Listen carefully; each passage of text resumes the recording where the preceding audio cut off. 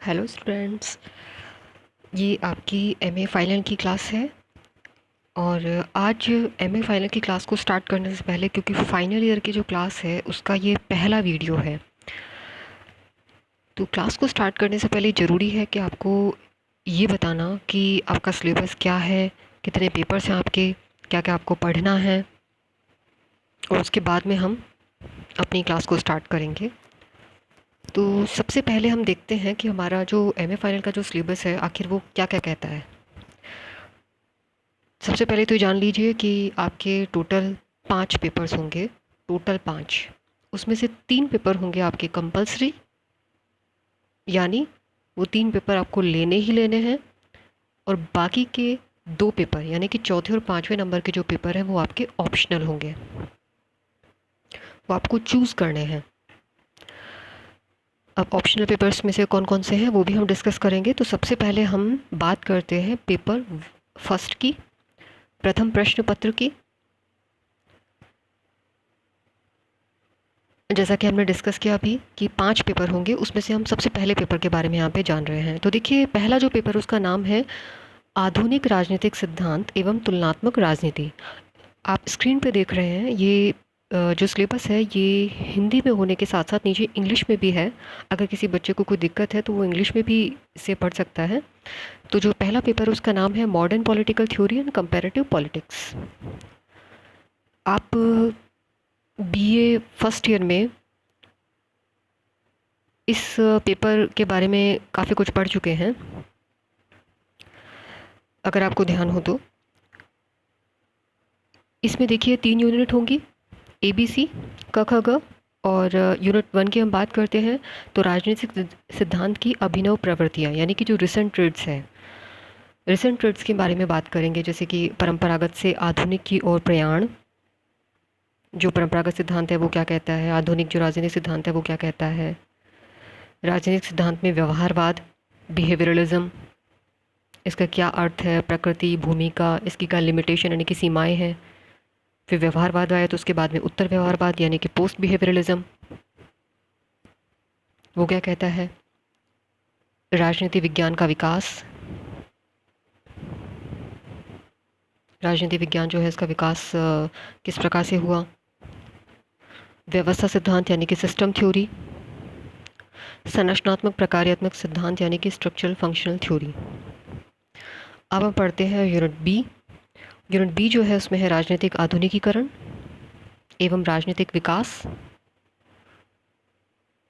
राजनीतिक समाजीकरण, राजनीतिक संस्कृति, समूह सिद्धांत, वितरणात्मक उपागम। ये था यूनिट बी का पार्ट। यूनिट सी की तरफ हम चलते हैं तो कुछ हमें संस्थाओं के बारे में, कार्यकरण के बारे में हमें पढ़ना है। लोकतंत्र एवं निरंकुश तंत्र। निरंकुश तंत्र को कहते हैं डिक्टेटरशिप। संसदीय और अध्यक्षात्मक प्रणाली, संघीय एवं एकात्मक सरकार के अंग, उनके कार्य, अंतर संबंध, दलीय व्यवस्था, दबाव समूह एवं जनमत।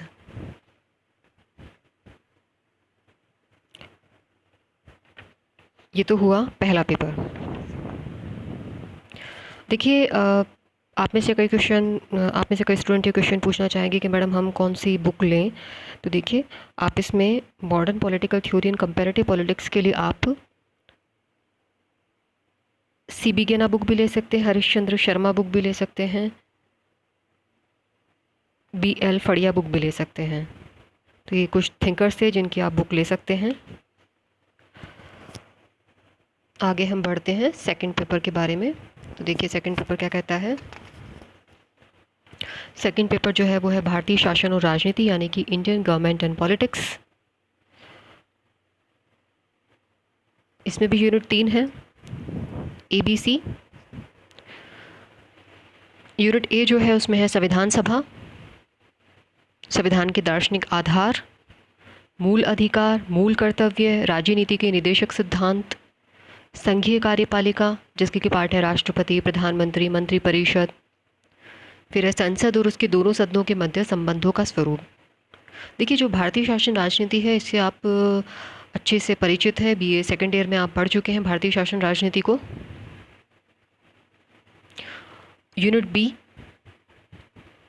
उच्चतम न्यायालय और न्यायिक पुनरावलोकन यानी कि जुडिशियल रिव्यू, लोक हितवाद जिसको कि शॉर्ट में कहते हैं PIL, एवं न्यायिक सक्रियतावाद यानी कि जुडिशियल एक्टिविज्म, और संविधान संशोधन, संघ राज्य संबंध, राज्यपाल का पद, राष्ट्रपति शासन की राजनीति, क्षेत्रवाद और राष्ट्रीय एकीकरण। ये हो गया यूनिट B। यूनिट C, इसमें है राजनीतिक दल, चुनाव, मतदान व्यवहार, निर्वाचन सुधार, क्या क्या हो सकते हैं उनकी आवश्यकता जो है, जाति वर्ग संप्रदायवाद, भाषा की राजनीति, पंथ निरपेक्षता यानी कि सेक्युलरिज्म, अल्पसंख्यकों की समस्या, सामाजिक और आर्थिक न्याय की समस्या, भारतीय राजनीति में संचार की भूमिका। ये हो गया आपका सेकंड पेपर। इसमें भी आप BL फड़िया बुक ले सकते हैं और पुखराज जैन की भी ले सकते हैं, रूपा मंगलानी की बुक ले सकते हैं, जो भी आपको सूटेबल लगे। फिर हम आते हैं अपने तीसरे कंपलसरी पेपर की तरफ, जो कि है अनुसंधान प्रविधि यानी कि रिसर्च मैथडोलॉजी। इसमें भी यूनिट 3 है। पहले यूनिट की हम चर्चा करते हैं तो राजनीति विज्ञान में शोध की आवश्यकता और स्वरूप, अनुसंधान के प्रकार, आदर्शीय, अनुभवपरक, व्यवहारवादी, नीति विश्लेषण, अंतः अनुशासनात्मक अनुसंधान, वैज्ञानिक पद्धति, अध्ययन के विभिन्न प्रकार, पैनल, केस और क्षेत्रीय। फिर बढ़ते हैं यूनिट B की तरफ। देखिए सिलेबस से इतना ज़्यादा टेंशन में मत आना, बहुत इजी आपका सिलेबस है, और अगर आप रेगुलर क्लास अटेंड करते रहे इसी तरीके से ऑनलाइन, तो आपका जो ये पेपर्स हैं सारे आसानी से समझ में आने लग जाएंगे आपको। यूनिट B की हम बात करते हैं शोध समस्या का निरूपण, शोध का प्रारूप, प्रायोगिक शोध का प्रारूप, संकल्पना और परिकल्पना यानी कि कंसेप्ट एंड हाइपोथेसिस, समग्र का चुनाव, आंकड़ों के स्रोत जो कि हैं 2, प्राथमिक और द्वितीयक, निदर्शन यानी कि सैम्पलिंग, आंकड़ों के संकलन की तकनीक, पर्यवेक्षण, प्रश्नावली और अनुसूची। यूनिट C, गुण स्थान की अवधारणा, संकेतीकरण व सारणीयन, आंकड़ा विश्लेषण, प्रतिवेदन लेखन, राजनीति शास्त्र में सिद्धांत निर्माण।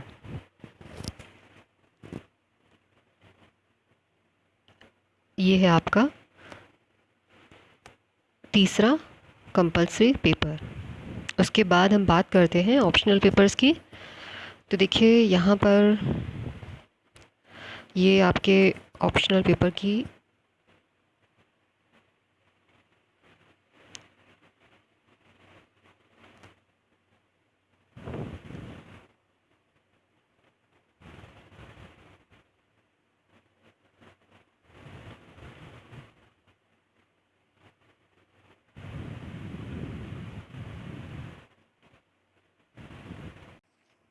ये ऑप्शनल पेपर की लिस्ट है आपके सामने। ग्रीक पॉलिटिकल थिंकर, कॉन्ट्रेक्चुअलिस्ट यानी कि संविदावादी,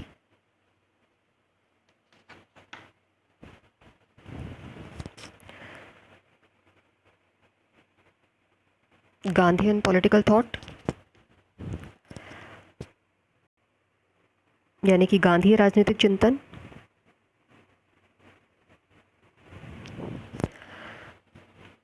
तो जब आपके एग्जामिनेशन फॉर्म भरे जाएंगे तब आप उसमें ये मेंशन करिएगा कि आपको कौन से ऑप्शनल पेपर लेने हैं।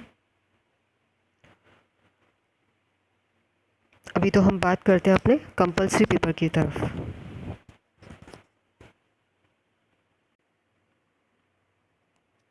देखिए जो हमने सबसे पहले जो पेपर पढ़ा था modern political theory and comparative politics, उसमें जो यूनिट A थी और यूनिट A का पहला चैप्टर, तो हम आपके जो पहला कंपलसरी पेपर है वो स्टार्ट करने जा रहे हैं। बात करते हैं हम राजनीतिक सिद्धांत की, पॉलिटिकल थ्योरी। आप यहाँ पे 2 शब्द देख रहे हैं, एक तो पॉलिटिकल और एक थ्योरी।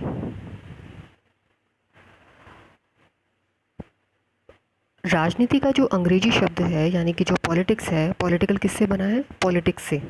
और पॉलिटिक्स आप जानते हैं कि यूनानी भाषा का एक शब्द है पॉलिस, उससे बना है, जिसका मतलब होता है नगर राज्य।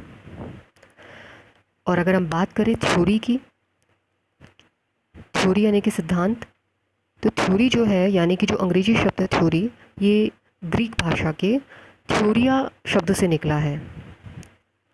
अब इसका अर्थ क्या होता है?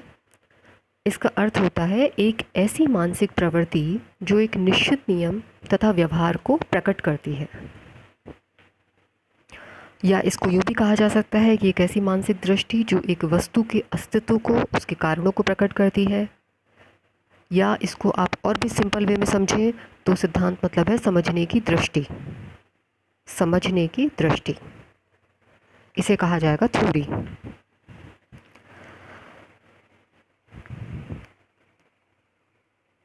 देखो, जो व्यक्ति है उसके आसपास कितनी सारी घटनाएं घटती है, संसार में विभिन्न प्रकार की घटनाएं घटती है उसके आसपास। उसके आसपास अनेकों प्रकार की वस्तुएं होती हैं, अलग अलग प्रकार के प्राणी होते हैं, विभिन्न प्रकार के मानव समूह होते हैं। तो वो क्या करता है? उनको अपने अपने नज़रिए से, अपने अपने दृष्टिकोण से देखता है, उन पर टिप्पणी करता है, उनके बारे में एक धारणा बनाता है, कुछ नियम बनाता है, धारणाएं बनाता है, अपने विचारों को अभिव्यक्त करता है। और ज़रूरत पड़ती है तो क्या करता है कि जो अपने विचार होते हैं, जो अपनी धारणाएं होती हैं, जो अपने बनाए हुए नियम होते हैं, उनमें वो परिवर्तन भी करता है, संशोधन भी करता है। और इन सब के परिणाम स्वरूप वो क्या करता है? एक निष्कर्ष निकालता है, तो उसे कहते हैं सिद्धांत। और जाहिर सी बात है कि ऐसी घटनाएं या धारणाएं अगर किससे संबंधित हो? राजनीति से संबंधित हो, तो वो क्या कहलाएंगी? राजनीतिक सिद्धांत। तो ये तो हुआ राजनीतिक सिद्धांत के बारे में एक सामान्य सा परिचय। मनुष्य जो है वो, उसका स्वभाव है कि एक गुड लाइफ, एक उत्तम लाइफ की प्राप्ति। अपने स्वभाव से मनुष्य ऐसा है कि वो क्या करता है? एक उत्तम जीवन जीने की आशा रखता है, उसकी तलाश करता है। अपने जीवन को हमेशा वो उन्नति, प्रगति उसमें पाना चाहता है, अपने जीवन को हमेशा उन्नत करते रहना चाहता है। अन्य प्राणी तो ऐसा नहीं कर सकते। जैसे हम बात करें गाय, भैंस, बकरी या कीट पतंगे, हम किसी की भी बात करें तो ये तो ऐसा नहीं कर सकते हैं। ये पैदा हुए, डेवलपमेंट हुआ, और डेवलपमेंट के बाद में जो उनकी निश्चित एज होती है उसको पूरी करने के बाद मर जाते हैं। यानी इनके जीवन का कोई ऐसा कोई बड़ा उद्देश्य नहीं होता है, इनकी कोई सभ्यता नहीं होती है, इनकी कोई संस्कृति डेवलप नहीं होती है। लेकिन मनुष्य जो है एक ऐसा प्राणी है जो चाहता है कि उसका जीवन उन्नत हो, साथ में जो उसका एनवायरनमेंट है, जो उसका परिवेश है, जो उसके आसपास का वातावरण है, वो भी उन्नत हो। तो उनके तरीके लगातार निकालता है।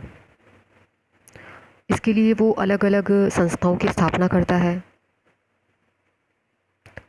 लेकिन कोई भी जो सिस्टम होता है, कोई भी जो व्यवस्था होती है, कोई भी हम प्रणाली की बात करें तो वो सर्वगुण संपन्न, या यूँ कहा जा सकता है कि परफेक्ट नहीं होती है। कहते हैं ना, हर चीज़ को परफेक्ट बनाना पड़ता है। तो जब भी मनुष्य अपने इस उन्नति के पथ में, इस प्रगति के पथ में कुछ ना कुछ ऐसा प्रणाली डेवलप करता है, व्यवस्था डेवलप करता है, तो उसके बाद में क्या होता है? उसकी कहीं ना कहीं उसको क्रिटिसाइज़ किया जाता है, उसकी आलोचना शुरू हो जाती है। अब जब भी किसी चीज़ की आलोचना शुरू होगी तो ऐसे में क्या होता है कि एक नई व्यवस्था के बारे में सुझाव आने लगते हैं, या यूँ कहा जाए कि नई व्यवस्था के लिए विचार केंद्रित होने लगते हैं। तो अलग अलग जो थिंकर्स हैं, जो विचारक हैं, दार्शनिक हैं, उन्होंने क्या किया है? उन्होंने इस प्रकार से राजनीतिक सिद्धांत के निर्माण में अपना योगदान दिया है। देखिए, जो भी परिभाषाएं हैं ये आपको याद होनी चाहिए। आप फाइनल ईयर के स्टूडेंट हैं, इतने एग्ज़ाम्स दे चुके हैं, क्योंकि जो परिभाषाएं हैं ये मार्क्स गेन करने का एक बहुत अच्छा सोर्स है। बहुत इजी वे में आप मार्क्स गेन कर सकते हैं। और जब भी आप राजनीतिक सिद्धांत की परिभाषा दें, अगर ये क्वेश्चन डिस्क्रिप्टिव फॉर्म में आता है, तो आप उसमें किसी भी एक थिंकर की, ज़रूरी नहीं है जो हम यहाँ मेंशन करें उन्हीं में से, किसी भी एक थिंकर की परिभाषा को उसमें ज़रूर मेंशन करें। जैसे राजनीतिक सिद्धांत की जो परिभाषाएं हैं जो कुछ अन्य थिंकर्स के द्वारा दी गई हैं, जैसे हम बात करें कार्ल पॉपर की, तो कहते हैं कि समस्याओं से घिरी हुई परिस्थितियों में जिन राजनीतिक घटनाओं का जन्म होता है उनकी व्याख्या करना व समाधान प्रस्तुत करने वाले विचार, दृष्टिकोण तथा कार्यशील परिकल्पना को हम राजनीतिक सिद्धांत कहते हैं। इसी प्रकार से जॉर्ज कैटलिन है, वो क्या कहते हैं कि राजनीतिक सिद्धांत में दोनों शामिल हैं, यानी राजनीतिक दर्शन भी और राजनीतिक विज्ञान भी। अब आगे हम चर्चा करते हैं कि जो राजनीतिक सिद्धांत का जो विषय क्षेत्र है वो क्या है। अगर हम राजनीतिक सिद्धांत के स्कोप की बात करें तो हम उसके अंतर्गत क्या शामिल करते हैं। देखिए, राजनीतिक सिद्धांत का जो विषय क्षेत्र है वो क्या है, राजनीति। राजनीति के अंतर्गत हम क्या करते हैं, मनुष्य के सार्वजनिक जीवन का अध्ययन करते हैं। और राजनीति का जो संबंध है वो सत्ता से है, और सिर्फ ऐसा ही नहीं, सत्ता किसी वर्ग विशेष तक बटी हुई है, वर्ग विशेष तक सीमित है या समूह तक सीमित है, ये सभी लोगों के हर एक पहलू को प्रभावित करती है। राजनीति जो है ये हर व्यक्ति के किसी न किसी पक्ष को प्रभावित करेगी ही करेगी।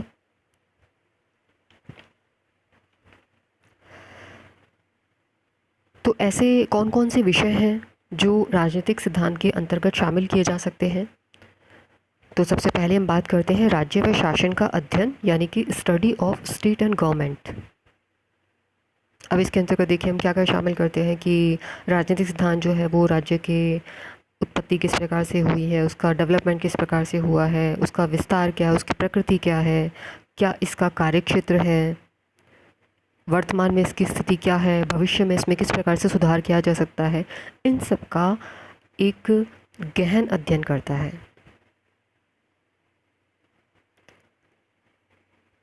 तो ये तो हुआ पहला पॉइंट। दूसरे पॉइंट की तरफ हम बढ़ते हैं तो वह है सार्वभौमिक मूल्यों का अध्ययन, यानी कि स्टडी ऑफ यूनिवर्सल वैल्यूज़। देखिए, जो चिंतन की जो परंपरा है, ये यूनानी दार्शनिकों से अगर हम देखें तो आज तक जितने भी जो थिंकर हुए हैं, जितने भी विचारक हुए हैं, उन सब ने अपने अपने तरीके से समस्या को सुलझाने की कोशिश की है, अपने अपने तरीके से विचार प्रस्तुत किए हैं। चाहे हम बात करें व्यक्तिवाद की, चाहे हम बात करें उदारवाद की, चाहे हम गांधीवाद की बात करें, इन सब का क्या टारगेट रहा है, इन विचारधाराओं को देने का या ऐसे जो विचार हैं उनको प्रस्तुत करने का क्या टारगेट है। यही कि हर एक व्यक्ति जो है उसको स्वतंत्रता मिले, समानता प्राप्त हो, एक न्यायपूर्ण समाज की स्थापना हो। आगे हम बढ़ते हैं इसके तीसरे पॉइंट की तरफ, जो कि है लोकतंत्र का अध्ययन, यानी कि स्टडी ऑफ डेमोक्रेसी।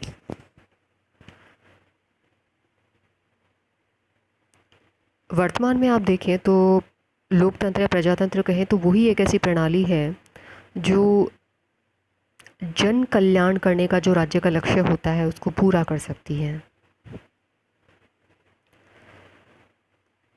अब जन कल्याण के लिए और भी अनेक संस्थाएं जो है उनकी आवश्यकता होगी, राजनीतिक दलों की आवश्यकता होगी, लोगों को वोट भी देना पड़ेगा, प्रतिनिधि व्यवस्था जो है इसके लिए। फिर इसमें कई समस्याएं भी उत्पन्न होंगी, तो इन समस्याओं को दूर करना, प्रतिनिधित्व जो है उसका आधार किस प्रकार से हो, मताधिकार जो है, व्यक्ति जो अपना वोट देते हैं उसका आधार क्या होना चाहिए। तो इन सब बातों को जो एनालिसिस किया जाता है वो राजनीतिक सिद्धांत के अंतर्गत किया जाता है। उसके बाद है शक्ति का अध्ययन, स्टडी ऑफ पावर। तो राजनीतिक सिद्धांत जो है वो सिर्फ शक्ति का नहीं बल्कि मुख्यतः राजनीतिक शक्ति जो है इसका अध्ययन करता है। कई ऐसे थिंकर हैं जिन्होंने इस बात पे बहुत जोर दिया है, जैसे कि मैक्स वेबर, जॉर्ज कैटलिन है, हैरोल्ड लॉसवेल है। तो ये सब राजनीतिक शक्ति के कि इसका क्या स्वरूप होना चाहिए, क्या प्रकार होते हैं इसकी, क्या इसकी सीमाएं होती हैं, इन सब के बारे में चर्चा करते हैं। फिर है मानव व्यवहार का अध्ययन। ये भी राजनीतिक सिद्धांत के स्कोप में यानी कि विशेष क्षेत्र में शामिल है, स्टडी ऑफ ह्यूमन बिहेवियर। देखिए, मनुष्य की जो गतिविधियां हैं वही क्या है, या यूं कहा जाए कि समस्त गतिविधियों का जो केंद्र है वो क्या है, मनुष्य है।